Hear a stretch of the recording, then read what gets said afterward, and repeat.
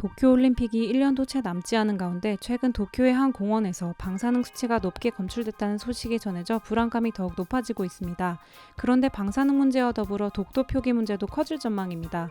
일본이 2020년 도쿄올림픽 공식 사이트에 독도를 일본 지도에 포함시켰기 때문입니다. 어떻게 된 일인지, 일본 네티즌들의 반응은 어떤지 소개하도록 하겠습니다.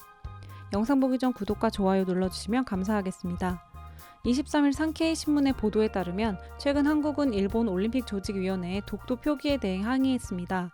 2020년 도쿄 올림픽과 패럴림픽 공식 사이트에 나와 있는 일본 지도에 독도가 표기되어 있는 것에 대해 한국에 항의를 한 것입니다.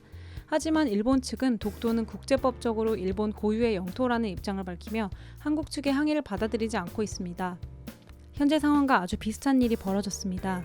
바로 2018 평창 올림픽이 열리기 1년 전인 2017년, 일본은 평창 동계올림픽 공식 홈페이지에 소개된 한국 지도에 독도와 동해를 표기한 것에 대해 강력하게 항의했습니다.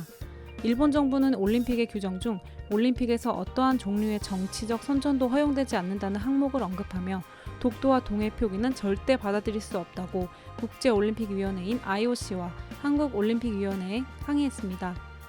당시 평창올림픽 조직위원회는 독도는 대한민국 영토이며 일본의 주장은 가치도 없고 대응할 생각도 없다는 입장을 취했습니다. 그로부터 2년 뒤인 현재, 일본은 도쿄올림픽 성화봉송 루트를 소개하는 페이지에 올라와 있는 일본 지도에 독도를 포함시켰습니다.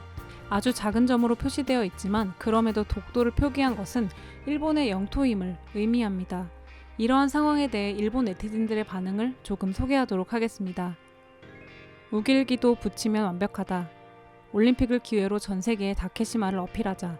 한국이 베트남 전쟁에서 저지른 포악한 일까지 말하자.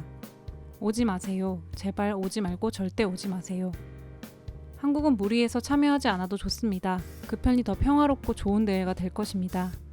지금까지 일본 국민들은 계속 참아왔습니다. 할 말은 해야 합니다. 한국은 도쿄올림픽을 보이콧해야 한다고 생각합니다. 그것이 일본에 도움이 됩니다. 물론 이 기사에 달린 일본 네티즌의 반응이 일본 전체의 의견이라고 판단할 수 없음을 말씀드립니다. 마지막으로 23일 고노다로 외무상의 망언에 대해 간단히 소개합니다. 고노다로는 러시아가 한국 영토를 침범에 대응한 것에 대해 기자회견에서 다케시마는 일본 땅인데 한국은 마치 다케시마가 한국 영토인 것처럼 조치를 취했다라고 언급했습니다.